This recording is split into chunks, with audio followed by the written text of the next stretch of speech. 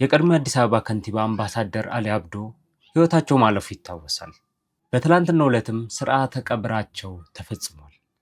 ዛሬ አምባሳደር አሊ አብዶ ከጀማል አህመድ ሾው ጋር የነበራቸውን ቆይታ በተወሰነ መልኩ እያየን አምባሳደር አሊ አብዶንም እናስታውሳለን።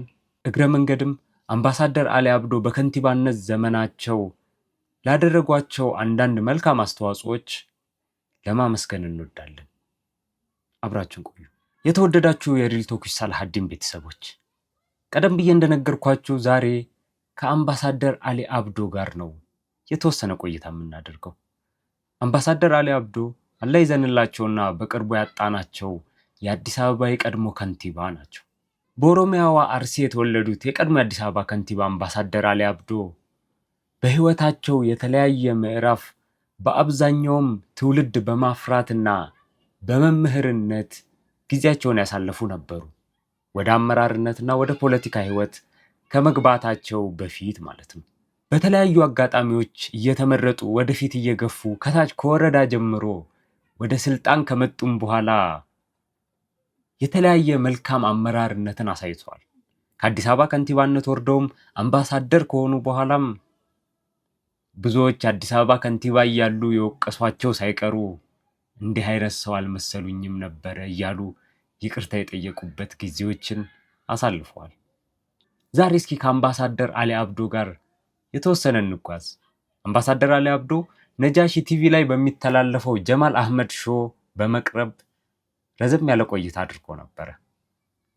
ከዛች የተመረጡ ሀሳቦቻቸውን እንውሰድና እኛም የተወሰነ ሀሳባችንን ሪፍሌክት እናድርግ። ዛሬ ከአምባሳደር አሊ አብዶ ጋር ነን። አላህ ይዘንላቸው። የመጀመሪያ ቪዲዮአችንን እስኪ አብረን እንመልከት። ባለኝ አቅም ሳለግም ቀንና ሌሊት ከምሽቱ እስከ 9 ሰዓት እያመሸን ለአንድ ቀን ለሁለት ቀን ሳይሆን በተከታታይ አንደኛ የድርጅት ስራም አለበት። በአዲስ አበባን ብቻ አትመራም። የኦህዴድ እዛ አለ እና እዚህም በዛም እየተወጣጠርክ ማታ ስንመጣ የቀዘቀዘ እንትን ነው የሚጠብቀን። ቤተሰብ ተኝቶ በጠዋት ተነስተህ ነው ወደ ስራ የምትገባው። ከሰራተኛ በፊት ቀድመን መግባት አለብን የሚል አቋም ነበረን። ስለዚህ በዛ ደረጃ ስለሰራሁኝ በአጉል ባህሪ ጸረ ኮራፕሽን አቋሜ ግልጽ ነው። በጣም እጸየፋለሁኝ ለማለት ብቻ ሳይሆንም በተግባርም ኮራፕሽንን በመታገል ከኮራፕሽን በመንጻት እዚህ ጋር አምባሳደር አሊ አብዶ በጣም የሚገራርሙ ፖይንቶችን አንስተዋል። አንደኛ፣ ሳይለግሙ ስራ መስራት። ብዙዎቻችን መንግስት ቤት የሆነ ጉዳይ ለማስፈጸም ብለን ስንሄድ በጣም ምርር ከሚያደርጉን ነገር ውስጥ አንዱ የሚለግሙት ነገር። በጣም ያዝጉንና ሰዓቱን በልተውብን ነገ ተመለሱ ሰዓት ደርሷል ትባላል። ሳይለግሙ ስራ መስራት በተለይ ህዝብን ለማገልገል መንግስት ቢሮ ውስጥ ያሉ ሰዎች ሊኖራቸው የሚገባ ካራክተር ነው። ሁለተኛ፣ ሙስናን መጠየፍ። በተለይ በአመራር ደረጃ አመራር ሙስናን ከተጠየፈ ታች ያሉትን ለማስገደድ የሱን ያክል ፓወር የሚኖረው አይኖርም። አመራሩ ሌባ ከሆነ ግን የተወሰነ ጊዜ ሳይባነንበት ታች ያሉትን እንዳይሰርቁ በቃ የሱ ሌብነት ሳይታወቅ ምናምን ሊሞክር ይችላል። አንዴ ግን አንድ ሰራተኛ ያወቀበት ቀን ሙሉ ቢሮ ሌባ ነው የሚሆነው። ወይ አብረው ተባብረው ይሰርቃሉ፣ ወይ ሁሉም በየግሉ የመጣለትን አጋጣሚ እየተጠቀመ ሌባ ይሆናል። ከዛ ማን ይሰቃያል? እኛ። ሶስተኛ፣ የተግባር ምሳሌ መሆን። ብዙ ጊዜ አመራር የሚባሉ ሰዎች እነሱ በጊዜ አይገቡም፣ ሰራተኛው በጊዜ ባለመግባቱ ይቀጣል። ወይ ደግሞ አንዳንዴ ምን አይነት አመራሮች ደግሞ ይገጥሟቸዋል መሰላችሁ? በሰዓት ይገባሉ ምናምን፣ በጣም ፒስ ነው እሱ ላይ፣ ግን ስራውን አያውቁትም። ስራውን ካላወቁት ደግሞ እንዴት ኦርጋናይዝ አድርገው ቲሙን መምራት እንዳለባቸው አያውቁም። ማታውቀውን ስራ መምራት እንዴት ትችላለህ? በጊዜ ግባ እኮ ወይ እንደ አምባሳደር አሊ አብዶ ኤክስትራ ሌሊት አዳር ምናምን ስራ። ስራውንም ደግሞ ጠንቅቀ ማወቅ አለብህ። ወይ እንደና አምባሳደር ከወረዳ ጀምሮ በሆኑ ፖዚሽኖች እያደክ እየታሸ ሲስተሙን ማወቅ አለብህ። አመራር ኤክስፒሪየንስ በዛው እግረ መንገድ ማግኘት አለብህ። ስራው ምን እንደሚጠይቅና ካንተ ምን እንደሚጠበቅ ጠንቅቀ ማወቅ አለብህ። ስራውን ጠንቅቀ ሳታቅ በጊዜ ብትገኝ ሌሊት ሙሉ እዛ ብታድር የሚታይ ትልቅ ለውጥ ልታመጣ ትችላለህ። ስራውን ጠንቅቆ ማወቅ በተግባር የመምራት አንዱ መገለጫ ነው። በተግባር ሲመራ ሰዓት በጊዜ በመግባት ብቻ አይደለም በተግባር የሚመራው። የስራው ዕውቀት በተግባር ነው የሚመራው። የሆነ ነገር ሶሉሽን የታጣለትን ነገር አንተ ጋር ሲመጣ ሶሉሽን መፍጠር አለብህ። እኔም እኮ እንደናንተ ነው የምትል ከሆነ አንተ ጋር መተው በአንተ ስር ያሉ ልጆች አንተ የምትመራቸው ልጆች የሆነ ጥያቄ ሲጠይቁ እኔም እኮ እንደናንተ ነኝ እኮ ደሞዝ ይጨመርልኝ ስትባል እኔም ደሞዝ እኮ ትንሽ ነው እኮ የምትል አመራር ከሆንክ ችግር ነው።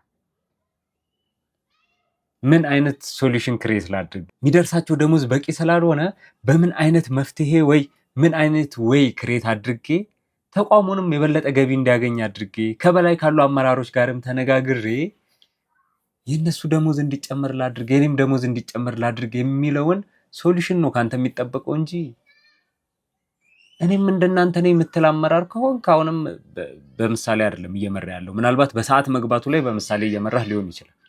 ከስራ ጋር በተያያዙ ችግሮች መፍትሄ ተፈልጎ አንተ ጋር ሲመጣ መፍትሄ ሰጪ መሆን ካልቻልክ፣ መፍትሄ ሰጪ እንኳን መሆን ባትችል እንዴት መፍትሄውን ላምጣ ብለህ እስኪ ትንሽ ጊዜ ስጡኝ ብለህ የሆኑ የተለያዩ ነገሮች ሌሎች አመራሮችን አነጋግረህ ካንተ በፊት ሌላ ሊደርሺፕ ላይ ያሉ ልምድ ያላቸውን ሰዎች ጠያይቀ የተወሰኑ መጽሐፎችን አገላብጣ አንብበህ መፍትሄ ይዘህላቸው ማትመጣ ከሆነ አሁንም በምሳሌ እየመራሃቸው አይደለም። በሰዓት መግባት ብቻ በምሳሌ መምራት ነው ማለት ይከብዳልና ማለት ነው።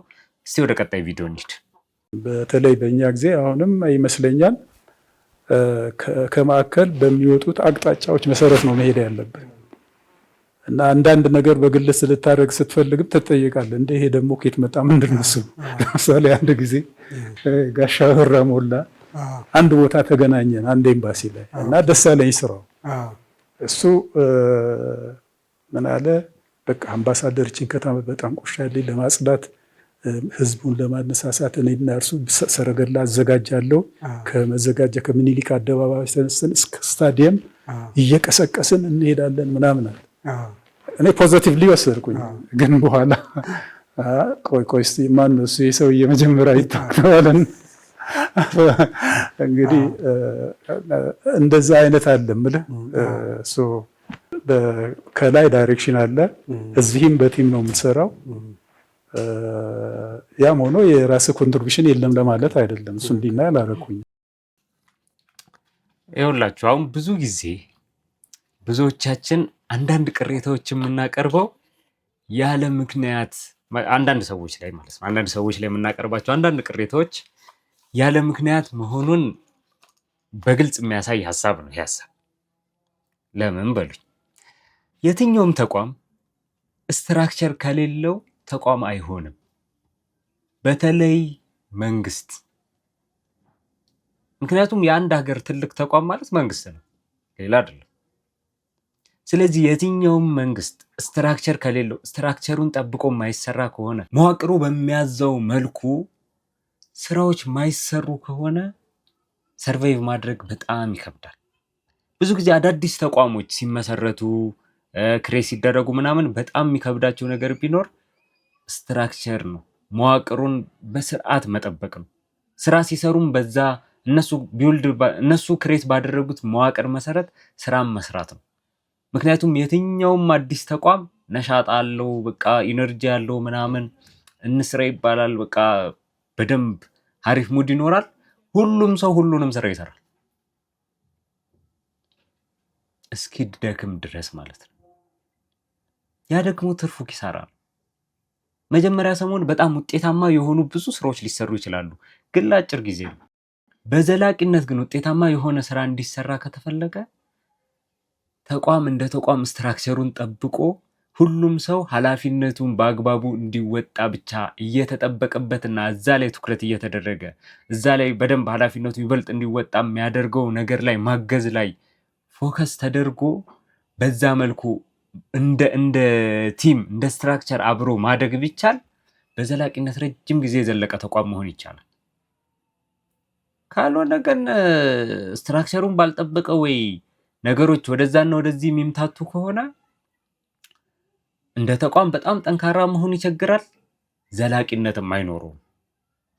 ስለዚህ ሰዎችን አንዳንድ ባለስልጣኖችን የምንጠይቃቸው ነገር ማለት ነው ወይ አንድን የወረዳ ባለስልጣን ሊሆን ይችላል፣ ወይ አንድን የከተማ ከንቲባ ሊሆን ይችላል፣ ወይ አንድን የክልል ፕሬዚዳንት ሊሆን ይችላል ምናምን እንደ ጠቅላይ ሚኒስትሩ የምንጠይቅባቸው ሁኔታዎች አሉ። አንዳንዴ የሆነ አንድን አክቲቪስት በቃ ለምን እንደዚህ አልተደረገም ብለን አንቀምንሽ ሰዎች አለን። ያ ትክክል አይደለም። በኃላፊነቱ ትክክል ያልሆነ የሰራውን ነው መውቀስ ያለብን። ስልጣኑ የት ድረስ እንደሆነ ማወቅ አለብን። የሆነ ሰው በጥቁር መኪና ስለሄደ ብቻ ኢትዮጵያን እንደፈለገ ወደ ቀኝ ወደ ግራ ያደርጋታል ማለት አይደለም። ከጠቅላይ ሚኒስትሩ በስተቀር የትኛውም ባለስልጣን ስልጣኑ ገደብ አለው። የትኛውም የሆነ በውስጥ እጀረጅም ምናምን ቢሆን ወፍ ኢትዮጵያ ውስጥ ስለሆነ ነው ከጠቅላይ ሚኒስትሩ ያልኩት እንጂ እንደ ትክክለኛ የአመራር ወይ የመሪነት ምናምን ሁኔታ ቢሆን ጠቅላይ ሚኒስትሩ ራሱ ስልጣኑ ገደብ ይኖረው ነበር። ያው ለዲሞክራሲ ምሳሌነት አሜሪካ ባትመችም ግን ብዙዎች የኢትዮጵያ ፖለቲካ አካባቢ እንቅስቃሴ ያሉት አሜሪካን እንደ ምሳሌ ስለማያዩት፣ ለምሳሌ የአሜሪካው ፕሬዚዳንት ጣልቃ የማይገቡባቸው መብቱ ያልሆኑ በጣም ብዙ ነገሮች አሉ። መናገር ብቻ የሚችልባቸው ማለት ነው። እንትና እያለ የሆኑ ባለስልጣኖችን የሆኑ ኮንግረሶችን እየተሳደበ የምትሰሙትም ለዚህ ነው። ምንም ማድረግ ከዛ ስልጣናቸው ሊያነሳችሁ ስለማይችል ማለት ነው። ኢትዮጵያ ውስጥስ እናውቃለን አይደል? ስለዚህ አሁን ሀገራችን ላይ ባለው ነባራዊ ሁኔታ ስናወራ ከጠቅላይ ሚኒስትሩ ውጪ ኦልሞስት ሁሉም ማለት በሚቻል ሁኔታ ስልጣናቸው የሆነ ገደብ አለው። በውስጥ እጃቸው ረጅም ቢሆን ምንም ቢሆን ማለት ነው። ስለዚህ ማለት የሆኑ ማድረግ ማይችሏቸው ነገሮች አሉ። ማድረግ በማይችሏቸው ነገሮች እነሱን ስንወቅስ ብንውል ጉንጭ አልፋ ነው። ይልቅ መፍትሄው ስትራክቸሩ ከሆነ ችግሩ ስትራክቸሩ የሚቀየርበትን መንገድ እዛው ስልጣን ውስጥ ያሉትም ሰዎች ሆኖ ከውጭ ያለን ሰዎች እዛ ላይ ጫና ለማሳደር መሞከር። ስትራክቸሩ ከሆነ ችግሩ ግለሰቡ ግን እሱ ባለው የስልጣን ደረጃ ማድረግ እየቻለ ሆን ብሎ ተቃራኒውን እያደረገ ከሆነ አዎ ግለሰቡ ነው የሚወቀሰው። ሌላው ለምን ይወቀሳል? ደግሞ ይሄ ብቻ አይደለም። ስልጣኑ የት ድረስ እንደሆነ ካላወቀ ራሱ ለዛ ስልጣን አይመጥንም። በዚሁ በሀገራችን ኮንቴክስት ነው የምላችሁ።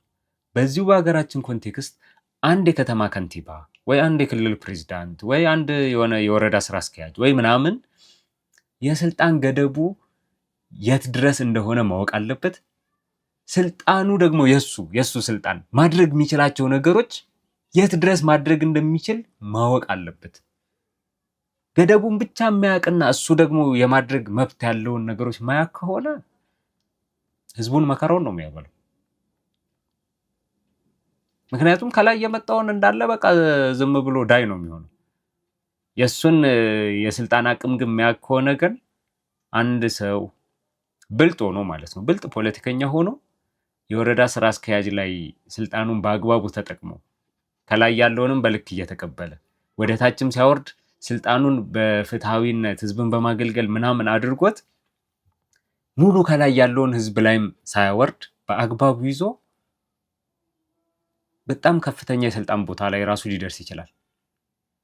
በህዝቡ ጥሩ ቦታ እንዲኖረው እያደረገ ማለት ነው፣ በስራው በተግባሩ። ስለዚህ የተቋም ስትራክቸር ብዙዎቻችን ስንወቅስ ልብ የማንላቸው ነገሮች ናቸውና እነሱ ሰፋጣ አይደሉም ለማለት ነው። ግድ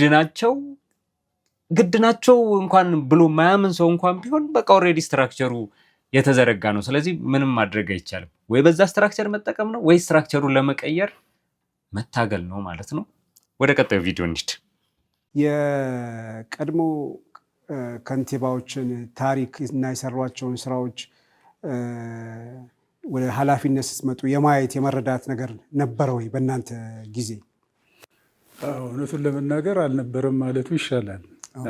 ብዙ የለም፣ ልምዱም አልነበረም። የእኛም የአሰራር ችግር አለ። ዝም ብሎ በስብሰባዎች በምን መወጣጠር መያዝ፣ ጊዜ አለማግኘት። ኢቭን ወደ ሌላ ከተሞች ያው ከተማ ለከተማ ግንኙነቶች ስላሉ አዲስ አበባ ደግሞ የሜትሮፖሊታን መድረክ የስራ አስፈጻሚ አባልም ሆና ለብዙ ዓመት ሰርታለች። በዛ ደረጃም የመሳተፍ ሁኔታዎች ስለነበሩ ኢቭን ስንዴ ሄደም እዛ ሲሄድም ከኔም በፊት ተፈራም ሲሄድ ወደ ጨርሶ ወዲያው መምጣት እንጂ እዛ ሆነ ለከተማችን ምን ይጠቅማል? የሚጸጽተኝ ነገር አንዱ እሱ። 1-2 ቀን ጨምረህ ቶሎ እዚህ ስራ ላይ መመለስ ነው የሚታየን። 1-2 ቀን ጨምሮ አንዳንድ ነገርን ሰብስቦ መምጣት የመሳሰሉት ነገሮች አልነበሩም። ስለዚህ አሁን ያልከው በግል በአጋጣሚ አምባሳደር ዘውዴ ናቸው። እሳቸው 1-2-3 ጊዜ ተገናኝተናል። እንደዚሁ ሀሳብ ለሀሳብ ተለዋውጠናል። በጣም ጥሩ ሰው ናቸው፣ በሳል ናቸው፣ አደንቃቸዋለሁኝ። ጥሩ እንደሰሩ አድርጌ ነው የምወስደው በአጠቃላዩ። ከዛ በመለስ ግን ከዛም የበለጡ የሰሩ አንዳንድ ሰዎችን ስም ሰማለሁኝ። ገባ ብሎ አሁን አንተ ባልከው ደረጃ ያላደረግኩትን አድርጌያለሁ ማለት አልችልም።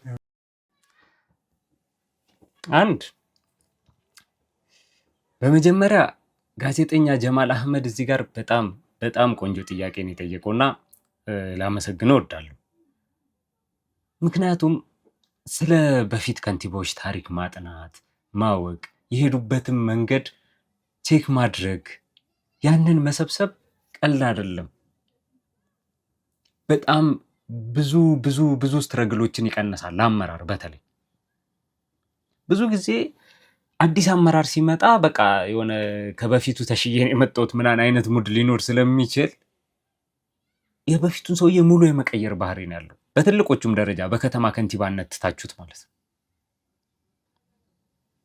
ግን ሪኮግናይዝ ቢያደርጉ ያን መንገድ በደንብ ቢያጠኑ በጣም ቤስት ጎናቸው የትኛው ነበረ ብለው ያቺን ቢወስዱ፣ በጣም ደካማ ጎናቸው ደግሞ የትኛዋ ነበረ ብለው ያቺን ቢያስተካክሉ፣ ከዛ እነሱ ደግሞ አሴ ፐርሰን እንደ አንድ ሰው እንደ አንድ አመራር የሚኖራቸው የራሳቸው ኳሊቲ አለ።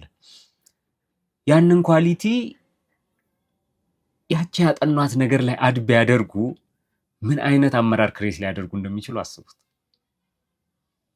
እና በጣም እቺ ነገር ቀጣይ ለሚመጡ አመራሮች የተለያየ አመራር ይሸጋገራል አይደል? ከታች የሚያድግ ይኖራል፣ ከሆነ ቦታ የሆነ ቦታ በተለያየ ሪዝን ሽፍት የሚደረጉ አመራሮች ይኖራሉ። እዛ ቦታ ጋር አመራር የነበሩ ሰዎች ያላቸውን ታሪክ ማግኘት ቢችሉ የተወሰነ ነገር በጣም ይጠቅማቸዋል። በጣም ረጅሙን መንገድ አጭር ያደርግላቸዋል ብዬ አስባለሁ። ስለዚህ ያ በጣም ቆንጆ ጥያቄ ነው የነበረው። አምባሳደር አሊ አብዶም የመለሱበት መንገድ በጣም ደስ ይላል። ለምን አሁን ሊገለህ እየፈለገ በጣም ነው መወድህ ከሚል ፖለቲከኛ አይ እነ እንትናን አልወድም የሚል ፖለቲከኛ ይሻለኛል። ምክንያቱም አልወድም ያላቸው ሰዎች ካልወደድከን ለምን እንወዳለን ሊሉት ቻንስ ስላላቸው ማለት ነው። ሸውዶ መጥቶ ግን ከዛ በኋላ ክፋት የሚሰራ ፖለቲከኛ የአብዛኛው ፖለቲከኛ ባህሪ ይሄ ነው። በነገራችሁ ላይ የአብዛኛው አይ ቲንክ የምታውቁት ነገር ነው። ይሄ እኔ ልነግራችሁ የሚገባ ነገርም አይደለም፣ ግልጽ ነው። በዓለማችን ላይ ያለ አብዛኛው ፖለቲከኛ የሴራ ፖለቲካ ጨዋታ በጣም ይጫወታል። ለዛ ይሄ ሆነስት መልሱን ወድጄዋለሁ። በቃ አልነበረም ያላደረኩትን አደረኩ ማለት ይከብደኛል። ሪዝኖቹን አቀረበ፣ ግን በቃ ዋና ነገሩ አልነበረም። በሌላው አሁን አልነበረም እንትቷት እኮ እንደዚህ እኮ ቢዚ ስለምንሆን እኛ እኮ አመራር ስለሆንን ክፍለ ሀገር ላይ እንደዚህ ስብሰባዎች ይኖራሉ ከእንትን ጋር ምናምን ቅድም እንዳሉት የፓርቲ ኃላፊነት አለ፣ ከዛ በዚህ በኩል ያለው ስልጣን አለ። እንደዚህ እኮ ቢዚ ስለምንሆን እኮ ለዛ ጊዜ አናገኝም። ጊዜ ብናገኝ እኮ ለሱና ብንጠቀም እንዴት ደስ ይለን ነበረ ምናምን ቢል ያው ነው አይደል ሐሳብ። ግን እቺ ፖለቲካዋ ቅመም አለችባት። ሁለቱም አላደረግንም ነው። እቺኛዋ ግን ያላደረገበትን እንትን በቃ አለማድረጉን እንደውም ልክ አደረገው። የፖለቲካ ቅመም ሲደረግበት ማለት ነው። ስለዚህ ከዚህኛው መንገድ ይልቅ በዚህ ፐርሰናሊቲ መምጣቱን ማድነቅ እወዳለሁ። ግን እግረ መንገድ ያነሳት ልብ ብላችሁ ስሟት አትስሟት አላውቅም። ክፍለ ሀገር ስራ ሲካሄድ ቀን ጨምሮ የሆነ ነገር ሌላ ነገር ይዞ ከመምጣት ይልቅ መጥቶ የሆነ ስራ መስራት ምናምን የሚል ሀሳብ አንስቷል። እሷ ማለት አሁን በጣም የተለመደ ነገር ብዙ ጊዜ የምታዩት የለም የሆነ የመንግስት ተቋም የሆነ ክፍለ ሀገር አንድ ሳምንት የሆነ ስልጠና ብሎ ሰው ይዞ ይሄዳል። ወይ ደግሞ የሆነ በሆነ ወይ ለሆነ ስብሰባ ለሆነ ለተለያየ ነገር ክፍለ ሀገር ይሄዳል። ከዛ የሚጨመሩ ቀኖች አሉ ኤክስትራ። አንዳንዴ ደግሞ መጀመሪያውኑ እዛ መሄዱ ራሱ አስፈላጊ አልነበረም። የሆነች በጀት አለች፣ ያችን በጀት ለመካፈል ባበል ስም ማለት ነው። በነገራችን ላይ በእንደዚህ አይነት ነገር እኔ በመንግስት ሰራተኛውም አልፈርድም። ከህዝብ ጋር በሚሰጡት አገልግሎት ነው እንጂ መንግስት ሰራተኛው ጋር ቅሬታ ያለኝ ካላቸው ደሞዝ አንጻር ስታስቡት ማለት የሰው ልጅ መኖር አለበት እውነት ስንነጋገር ማለት ነው። መኖር አለበት። አብዛኞቹ ልጆች አላቸው፣ ልጆች ያሳድጋሉ፣ ልጆች ትምህርት ቤት ያስተምራሉ። ያን ወጪ በእንደዚህ አይነት መንገዶች ከቨር ለማድረግ እየተጣጣሩ ነው ብዬ ነው የማስበው። ሁሉንም እንደዛ ባልልም ያንዳንዱ ሆዳምነት መሆኑን ባውቅም ግን ደግሞ ለኖርማል ትንሽ ደሞዝ ላለውም ሰራተኛ የለም እቺ የክፍለ ሀገሯ አባል የተወሰነ ነገር ትጠቅማለች። ቤት ውስጥ ያለው የሆነ ችግርን ትቀርፋለች።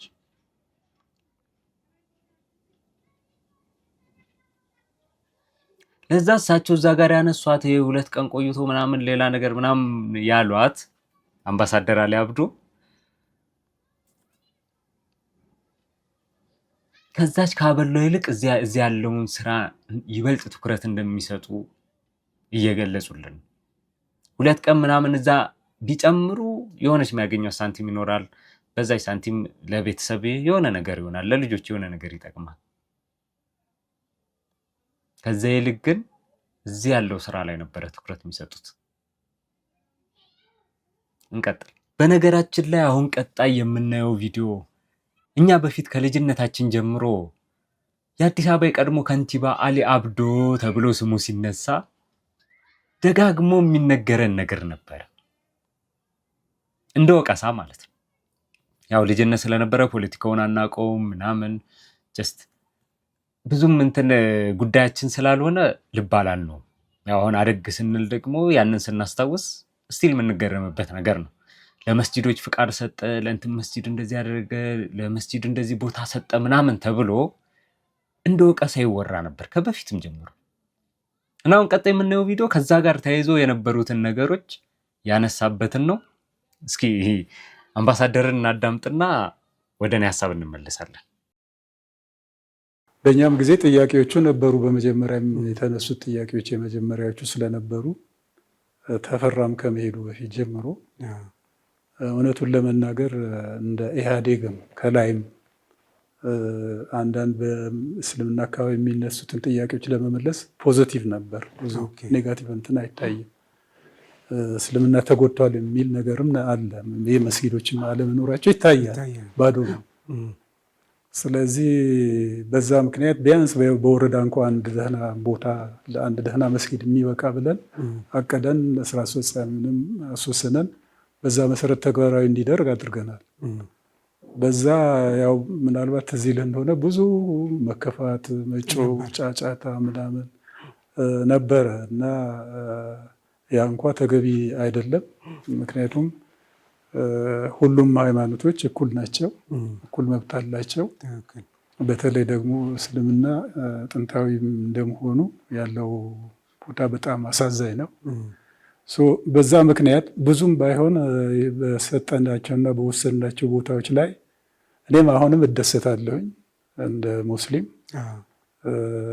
ኡማውም በጣም በቃ ደስተኛ ሆኖ በየመንገዱ አንዳንዴ በቃ ግማሹ ካየን ከመኪና ወርዶ ሁሉም የሚዘይረኝ አለ እና መስጊድ ሲሄድ አጀብ ነው። እና አሁን ለምሳሌ ይሄ ጦር ኃይሎች በቀደም ያለቀው መስጊድ ጦር ኃይሎች ያለ ባቡል ረያን ከአዲስ አበባ ከአዲስ አበባ መጅሊስ ጋር 10,000 ካሬ ሜትር እኔ ነኝ የወሰንኩላቸው እና ግን ከዛ ትንሽ ዘግይተው ተቀናንሷል። ከዛ ላይ ይመስለኛል ወደ 9,000 በስፋቱ እና ግን አሁን የተዋበ መስጊድ ስታይ ከዛም በፊት ኡማው ጀምሮት ብዙ ያው ያንን መሬት እንዲያገኙ ያደረጉት እርሶ ነው? አዎ እኔ ነኝ የሰጧቸው። ምሳሌ ለመጥቀስ ነው። እሱ ብቻ አይደለም። በጣም ደስ የሚል አሁን ያለሁበት የኔ መስጊድ ጀማ የሆንኩበት ሲኤምሲ እና እሱ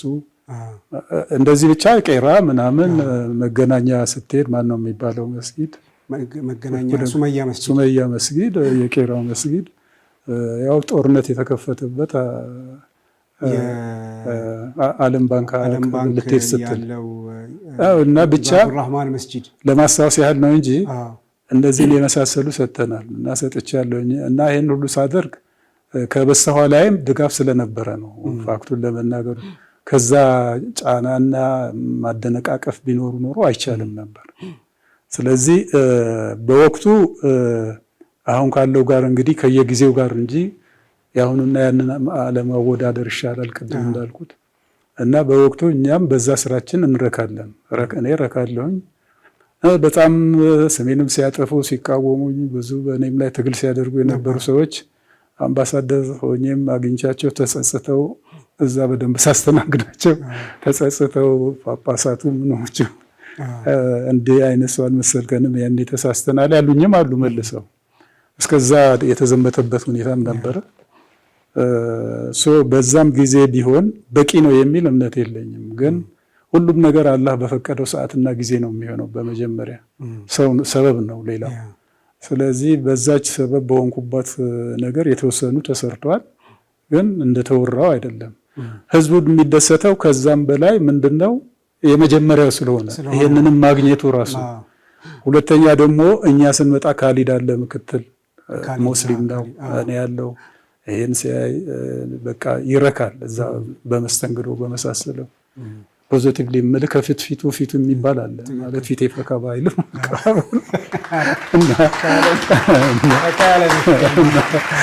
ስለዚህ በዚህ ከመደሰት ተደስተ እዛ የምትናገረው የምታደርገውን በዛ ሄዳል በስሜት። ስለዚህ ህዝቡ በጣም ነው እንትን የሚለው። አሁን ያነሳኋቸው ለምሳሌ ነው እንጂ ሁሉንም ነው ማለትም አይደለም እና ግን ቢሆንም በቂ አይደለም በእኔ እምነት። እውነቱን ለመናገር አሁንም ገና ይቀረናል የሚል እምነት አለኝ። ግን ሁሉም በጊዜው ይሆናል። አላህ ባለው ሰዓትና ቀን ይሆናል። አሁን የእሳቸውን ሰፋ ያለ ይህንን ሀሳብ እንድናይ እየፈለግኩት ጀስት በቃ መስጂድ ሲባል የሚረብሻቸው ሰዎች ስላሉ ሰፋ አድርገው ነገሮች እንዲመለከቱ ስለፈለግኩኝ።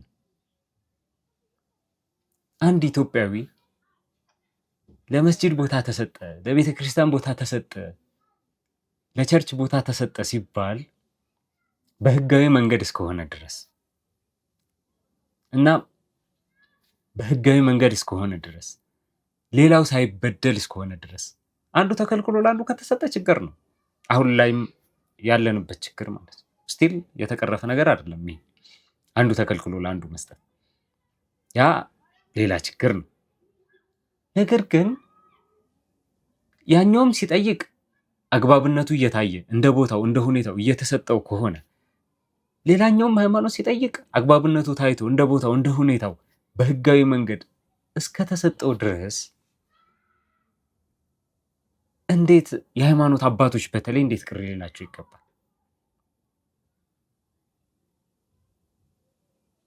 የሃይማኖት አባቶች ለሰላም ይሰራሉ፣ ሃይማኖታቸውን ለማስፋፋት ይሰራሉ፣ የህዝብ ለህዝብ ግንኙነት ጥሩ እንዲሆን ለማድረግ ይሰራሉ፣ ሃይማኖታቸው እንዲከበር ለማድረግ ይሰራሉ፣ የሃይማኖት ተከታዮቻቸው መብት የተከበረ እንዲሆን ለማድረግ ስራ ይሰራሉ። ይሄ ፋክት ነው። ማድረግም ያለባቸው ነው፣ የዛ ሃይማኖት አባቶች እስከሆኑ ድረስ ማለት ነው። ግን አንድ ሃይማኖት አባት የሌላ ሃይማኖት ተከታዮች ተቋም እንዳይሰጥ ወይም ለምን ተሰጠ ብሎ እንዴት ስራ አድርጎ ይዟል?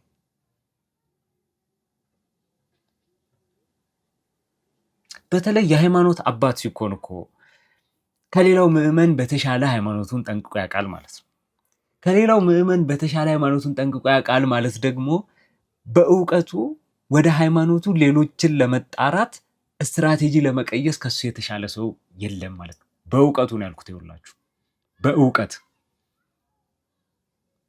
በሴራ በተንኮል ምናምን እሱ ቅድም እንዳነሳ ነው የአብዛኛው ፖለቲከኞች ስራ ነው።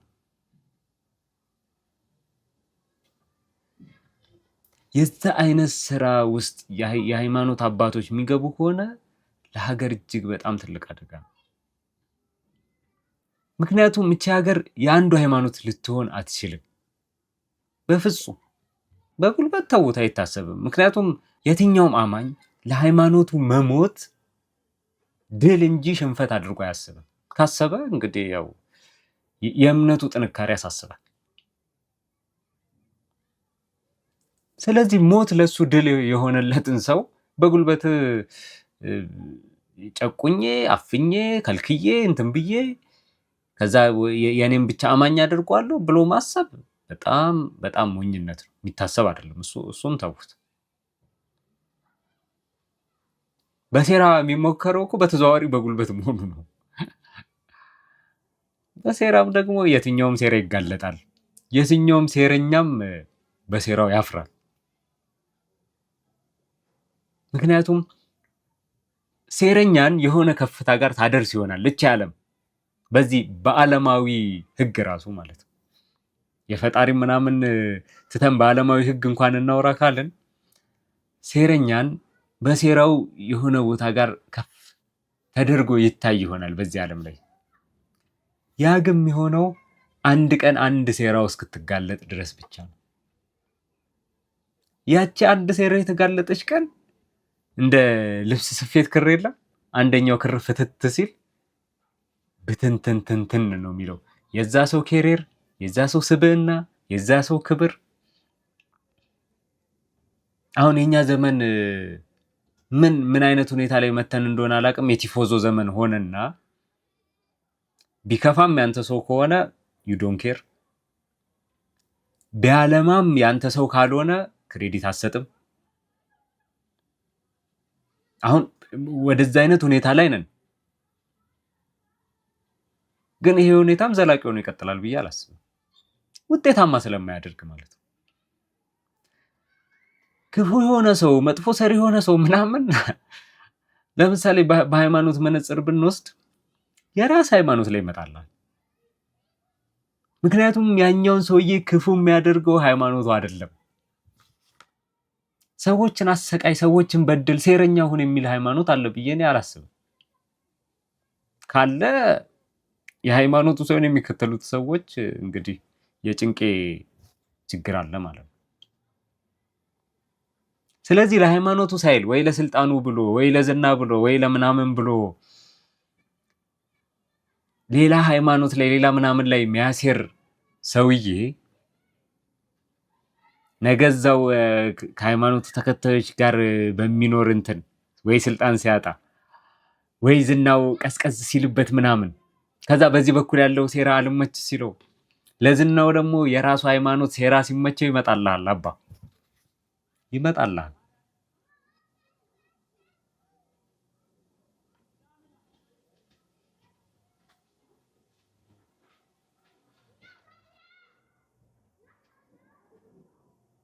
ስለዚህ የትኛውም ሃይማኖት ሴራ ከፍ አያደርገውም። ሰላማዊ መሆን ምናምን ትንሽ ጊዜ ያንገጫግጨው ይሆናል፣ ግን አይጥለውም። ሌላው እዚህ ጋር አምባሳደር ካነሱት ውስጥ ሌላኛው ትልቅ ፖይንት ደግሞ ኢህአዴግ ያኔ ከገባ በጣም ቅርብ ጊዜያት ውስጥ ነው ባይዘዊ ስልጣን ላይ ቆይቶ ወደ መጨረሻው ዓመታቱ አካባቢ አይደለም። ያ ሌላ ነገር ስለሆነ የሚያወራው ማለት ነው። ያኔ መጀመሪያ አካባቢ ኢትዮጵያ ውስጥ እስልምና ተበድሏል ብሎ ያምን ነበር። ምክንያቱም የሚታይ ስለሆነ አሉ። እኔ ደግሞ እንኳን ያኔ አሁን ራሱ የሚታይ ነገር ነው በደሉ ማለት ነው።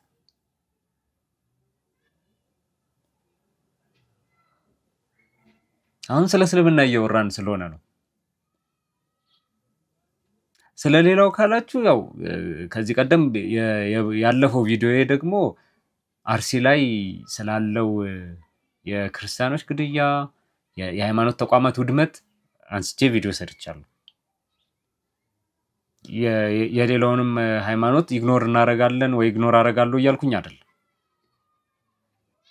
የእስልምናው ግን ስቲል ያልተቀረፉ በጣም ብዙ ነገሮች አሉ።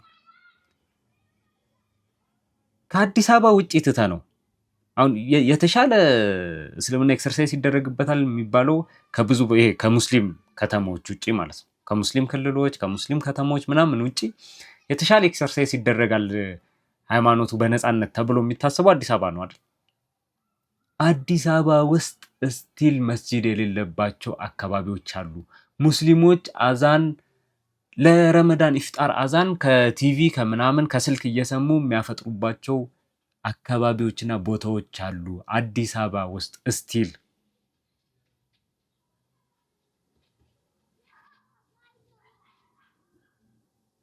እንግዲህ ያኔ አዲስ አበባን መካ አደረጋት ነው ምናምን አምባሳደር አሊ አብዶ የተባሉባት ከተማ ነው እያልኳቸው ያሉት። በውሸት የተቀጠፈባቸው ከተማ ማለት ነው። የክፍለ ሀገሩን ከሄድን በጣም ብዙ አለ፣ በጣም ብዙ አንድ አይደለም። እና የሚገርመኝ ነው አሁን ብዙ ጊዜ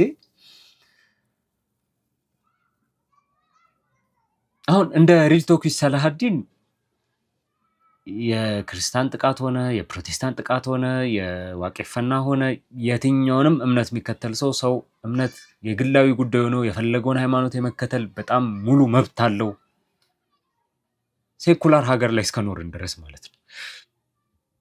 አንድ ሰው ከሃይማኖቱ መከልከል ሌላውንም ከሃይማኖቱ መከልከል ነው። አንድ ሃይማኖት ተከታይ ሃይማኖታዊ ተግባሩን በነፃነት ኤክሰርሳይዝ እንዳያደርግ የሚደረግ ከሆነ ብዙዎቻችሁ ነገ እናንተ ጋር የማይመጣ መስሏችሁ ምናምን የሌላው ህመም ላይ የምታላግጡ፣ ጮቢያችሁን የምትረግጡ፣ ደስታችሁን የምታሳዩ ሰዎች በጣም ነው የምትገርሙ። በተቃራኒው ነገ በደል እናንተ ጋር ሲመጣ ደስታቸው የሚገልጹ አሸሼ ገዳም የሚሉ እሰይ የሚሉ ሰዎችን እየፈጠራችሁ እንደሆነ ማወቅት። አንተ በሌላው ሀዘን ተሳልቀህ ሌላው በአንተ ሀዘን እንዲያዝንልህ ትጠብቃለህ እንዴ? ሌላውም መብቱ ይከበርለት ስትልስ፣ ሌላውም ደግሞ አንተ መብትህ እንዲከበርልህ ድምፅ መሆን አለበት። ብዙ ጊዜ ደግሞ ያ አይሆንም እና እኔ በጣም አዝናለሁ በዚህ ነገር። መስጂድ ቢሰራ አንድ የኢትዮጵያን ክርስቲያን ምንድን ነው የሚጎዳው? ቤተ ክርስቲያን ቢሰራ አንድ የኢትዮጵያን ሙስሊም ምንድን ነው የሚጎዳው?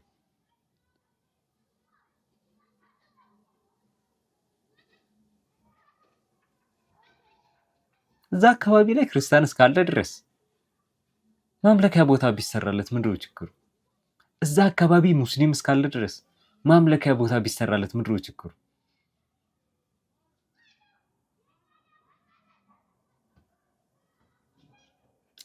የሆነ ያክል መስጂዶች ተሰጠ ተብሎ ሰዎቹ መሪዎቹ ሙስሊሞች ሆኑ ተብሎ ረብሻ መነሳት አለበት፣ ተቃውሞ መነሳት አለበት። አንዲት ሴት ሂጃብ ለበሰች ተብሎ ኒቃብ ለበሰች ተብሎ ሃይማኖቷ የሚያዛትን ነገር አደረገች ተብሎ ሌላኛው አካል እንዴት ቅር ይለዋል? እኔ አሁን እያወራሁ ያለሁት ይሄ የትምህርት ቤት አመራሮች ምናምን አይደለም። በነገራችሁ ላይ የእነሱ ጉዳይ እንዳለ ሆኖ ማለት ነው። የእነሱን ጉዳይ ከዚህ ቀደምም ተናግሬ እንደነበረው በተቋም ደረጃ ፍርድ ቤት ተከሰው ፍርድ ቤት ቀርበው ነው መፈታት አለበት ብዬ የማምነው። ምክንያቱም ሰብአዊ መብት ስለሆነ እየጣሱ ያሉት በማን አለብኝነት ሰው ሃይማኖቱን የመከተል መብቱን ስለሆነ እየበደሉ ያሉት። እኔ ስለ ኖርማል በቃ እንደኔ ያለ አይደል ኖርማል ዜጎች አለን አይደል? ስለነዛ ነው ማወራ።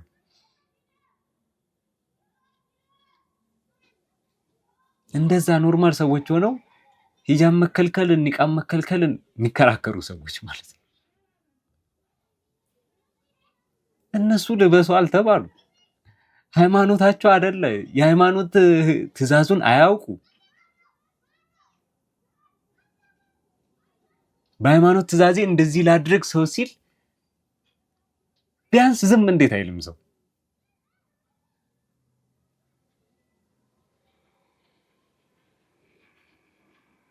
የሆነ ሰው ሃይማኖታዊ ስርዓቱን ጠብቆ ቢለብስ ሌላኛውን አካል ምንድነው የሚጎዳው?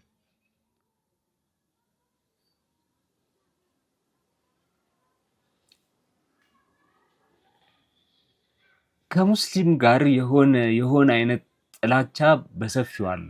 ኢትዮጵያ ውስጥ ብቻ አይደለም፣ በዓለም ላይ እናውቃለን። ኢትዮጵያ ውስጥ ሲሆን ደግሞ እንገረማለን። ምክንያቱም በልጅነታችን የአንዋር ጎረቤቱ ራጉኤል ምናምን እየተባለ አድገን ከጎረቤቶቻችን ጋር ምግብ እንኳን ሳንመርጥ እየበላን አድገን ልክ ራሳችንን ስናቅና ሃይማኖታዊ ይገቡናል የምንለውን ጥያቄ ስንጠይቅ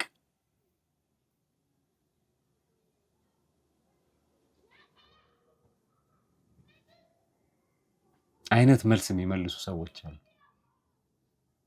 ሁሉንም እያልኩኝ አይደለም። ምንተዋወቅ በጣም ብዙ መልካም ሰዎች አሉ። እነሱም በዚህ እግረ መንገድ ለማመስገን እፈልጋለሁ። የአምባሳደር አሊ አብዶን ቪዲዮን ቀጥል። ከህዝቡ ዘንድ ለምሳሌ አሁን ከኦርቶዶክስ ምዕመን ዘንድ ምንም አይነት ኔጋቲቭ ነገር የለም። ያው እስላምና ክርስቲያን አብረን እንኖር ነው፣ አንድ ነን። እንግዲህ የቤተ ክህነት አመራር ሰዎች ናቸው እና ቢሮክራሲው ነው ውስጥ ለውስጥ በቃ ብዙ እንትን መስጊድ እንደተሰረገ አድርጎ ያወራል። ከዛም በኋላ የተጻፈ ነገር ነበር በእርሶ የስልጣን ዘመን ብዙ መስጊድ ተሰራ የሚል እና ዝም ብለው ያንን ስም የማጥፋት ከቢሮክራሲው ጀምርና የእሱ ስራ መስጊድ መስጠት ብቻ ነው ተብሎ የማስወራት ከዛ ይጀመራል። እነዛ ያው ቅድም ያልኩ ዋናዎቹ ናቸው። ስለዚህ እንጂ ህዝቡ ጋር የተራው ህዝብ ጋር ሰላም ምንም ነገር የለም። ምንም ነገር የለም። ምንም ደስተኞች ናቸው። እንደውም የሚደሰቱ ነው የሚመስለኝ በደንብ እንትንም ባልን ግን የነበረውን በቃ እንደዛ ሁሉ ግን የሚገርምህ እኮ እንደዛም ሆኖ እንደሱም ብዙ እየወሰዱም ናቸው በህገ ወጥም በህጋዊም። አሁን እኔ ቅድም ያነሳሁት ፖይንት አለ አይደለ? ይሄ ህዝቡ ጋር እንደኔ ነዋሪው የሆነው ዜጋው ጋር እንዴት እነዚህ ጥያቄዎች ይነሳሉ ያልኩት አሁን አምባሳደር አሊ አብዶ በገለጹት ምክንያት ነው። በፊት ተቋሞች ውስጥ የሚኖሩ ሰዎች ሃይማኖታቸውን የጠበቁ መስሏቸው ያው ተሳስተው ነው ብለን ለመረዳት እንሞክር። ብዙ ባያሳምንም እስቲ እንደዛ ፖዚቲቭሊ እንውሰደው። ሃይማኖታቸውን የሚበድል መስሏቸው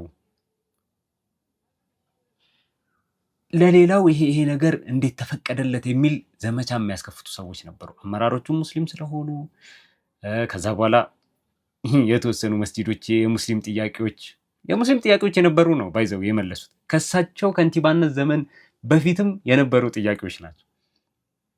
ለነዛ ተገቢውን ምላሽ ነው የሰጡት። ያንን ተገቢው ምላሽ በመስጠታቸው የተነሳ ክርስቲያኑ ምዕመን ጋር ቅሬታ አልነበረም። ማን ጋር ነው ቅሬታ የነበረው? የቤተ ክህነት ሰዎችና ቢሮክራሲ ውስጥ የነበሩ ሰዎች።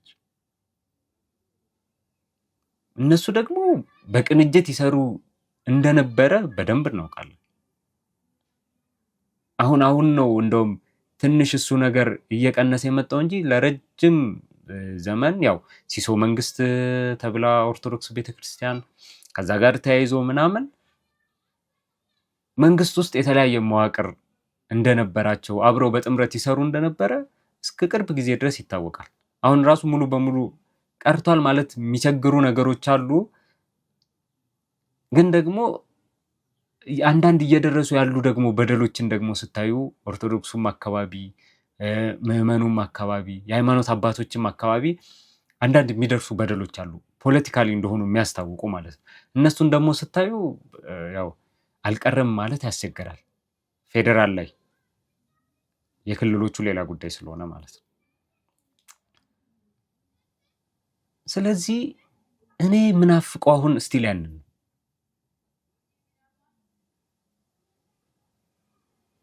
ምዕመኑን ወክለው ተቋሞች ውስጥ ያሉ አንዳንድ ሰዎች ጽንፈኝነት የሚያጠቃቸው ሰዎችም ሊኖሩ ስለሚችሉ እነዛ ሰዎች የሆነ አይነት ተቃውሞን እንትን ለማድረግ ቢሞክሩ፣ ፖለቲካ ውስጥ አካባቢ ያሉ ሰዎች ቢሞክሩ ያም ትክክል አይደለም። ግን በራሳችን መንገድ ዲፌንድ ለማድረግ መታገላችን አይቀርም። እኛ ያንን እናደርጋለን። ግን ከሲቪሊያኑ ግን ሲመጣ ከኖርማል ከዜጋው ግን ሲመጣ ዲፌንድ ለማድረግ ደግሞ እኛ ከወጣን ደግሞ ይሄ ነገር የሚያመራው ወዴት ነው?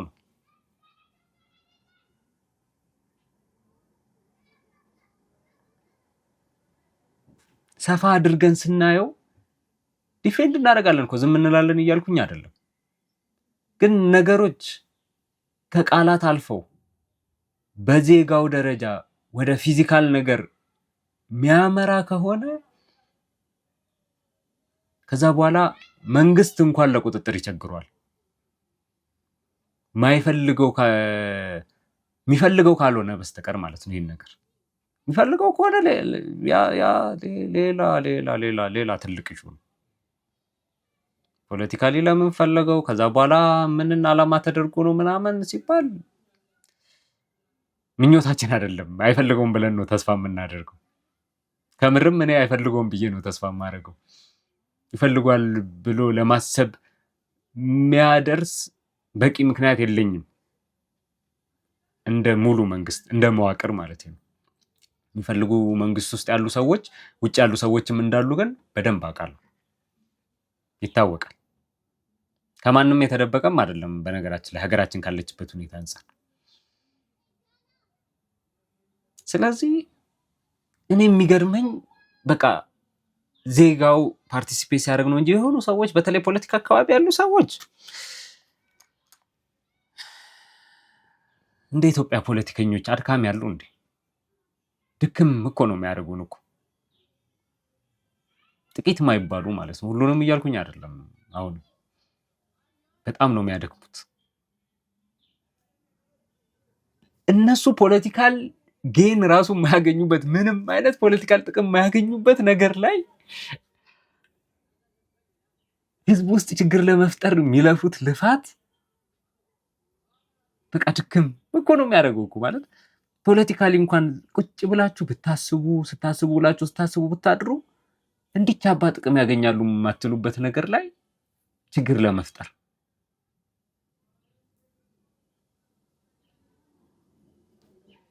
ይሄኛውንም ስል መንግስት ውስጥ ያሉትንም ከመንግስት ውጭ ያሉትንም እያልኩኝ በሀገራችን ኮንቴክስት እገሌ ሙሉ በሙሉ ነፃ ነው የምንልበት ሁኔታ ላይ አይደለም። እና ከአምባሳደር አሊ አብዶ የከንቲባነት የስልጣን ዘመን ደግሞ ሌላው የገረመኝ እዚሁ አሁን ሲገልጹ ሐሳቡ ላይ ካያችሁት ሙስሊሙ ብቻ በሳቸው የስልጣን ዘመን ቦታ ያገኘ ተደርጎ ነው አይደለም የሚወራው። ስቲል እስካሁን እንኳን ባየነው ቪዲዮ እንደዛ ይመስላል አይደል?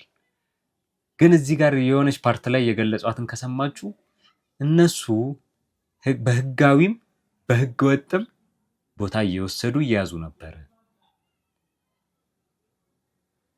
በህጋዊ ብቻ አይደለም እየተያዘ የነበረው፣ በህገ ወጥ ጭምር ቦታ እየተያዘ ነበር። ግን ደግሞ ዞር ይባልና ምን ይባላል? ሌው በቃ ለሙስሊሞች ብቻ ቦታ እየሰጠ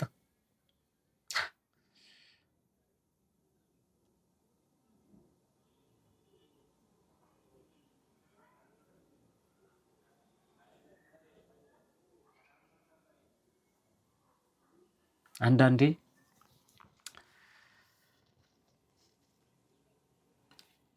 መከባበር፣ ክሬዲት መሰጣጠት፣ አንዳችን ለአንዳችን ቫልዩ መኖር፣ እንደ ሀገር እርስ በርስ ጥሩ ሪሌሽን ህብረት መኖር፣ እነዚህና ሌሎችን ጥሩ ነገሮችን የሚያመጡት የመርህ ሰው ሲኮን ነው።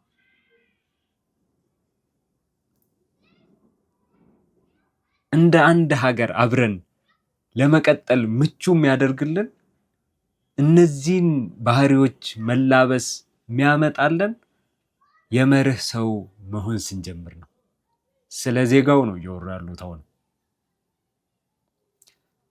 ዜጋው የመርህ ሰው ከሆነ የመርህ ሰው መሆን ማለት ሃይማኖቱ እንዲከበርለት ይፈልጋል። ሃይማኖቱ እንዲከበርለት ሲፈልግ ደግሞ የሌሎችን ሃይማኖት ክብር አይነካም። ሃይማኖታዊ ተቋሞች በየቦታው ማግኘት ይፈልጋል። ሃይማኖታዊ ተቋም ቦታዎች በየቦታው እሱ ማግኘት ሲፈልግ የሌላ ሃይማኖት ተከታይም እሱም ሃይማኖታዊ ተቋም ቦታዎች በየቦታው በየአካባቢው ለሱ አቅራቢያ በሚገኝ ቦታ ማግኘት ቢፈልግ ቅር ሊለው አይገባም። ምክንያቱም እሱም ሌላውም ሰው ምንም የተለዩ አይደሉም። ሁለቱም ኢትዮጵያውያን ናቸው። እሱም ሌላውም ሰው ምንም የተለዩ አይደሉም። ሁለቱም የየራሳቸው የሚያምኑበት ሃይማኖት ነው ያላቸው። እሱም ሌላውም ሰው ምንም የተለዩ አይደሉም። ለሱ ተገብቶት ለዛኛው ሰው ላይገባው የሚችልበት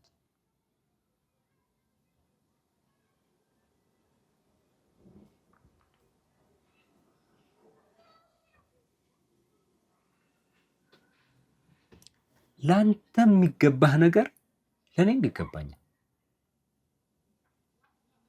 ይሄንን እስክናምን ድረስ ይሄንን ማመን ብቻ አይደለም ማመናችንን በተግባር ማሳየት እስክንጀምር ድረስ ነገሮች አሪፍ ይሆናሉ ብዬ አላስብም።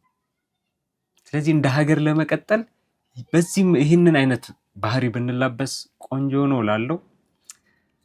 በዛሬው ሪል ቶክ ዊዝ ሰላሀዲን አምባሳደር አሊ አብዶን የእሳቸውን የከንቲባነት የስልጣን ዘመን ከሱ ጋር ተያይዞ በጣም ሰፊ ሀገራችንን ጉዳዮች ለመዳሰስ ሞከርን። አምባሳደር አሊ አብዶን አላህ ይዘንላቸው፣ አላህ ወንጀላቸውን ይማርላቸው፣ ከይር ስራቸውን አላህ ይቀበላቸው። ሁላችንም ወደዛኛው መንገድ እሳቸው ወደ ሄዱበት መንገድ መሄዳችን አይቀርምና ባለስልጣኖቻችንም በተቻለ መጠን መልካም በመስራት መጥፎን በመተው ለሁሉም ህዝብ ጥሩ አገልጋይ በመሆን ሌብነትን ከኛ ጎን ዞር በማድረግ በመልካም አስተዋጽኦአችን እንድንታወስ መልካም እንስራ። ይህ የዛሬው መልእክቴ ነው። በቀጣይ በሌላ ፕሮግራም እስከምንገናኝ ድረስ መልካም ጊዜ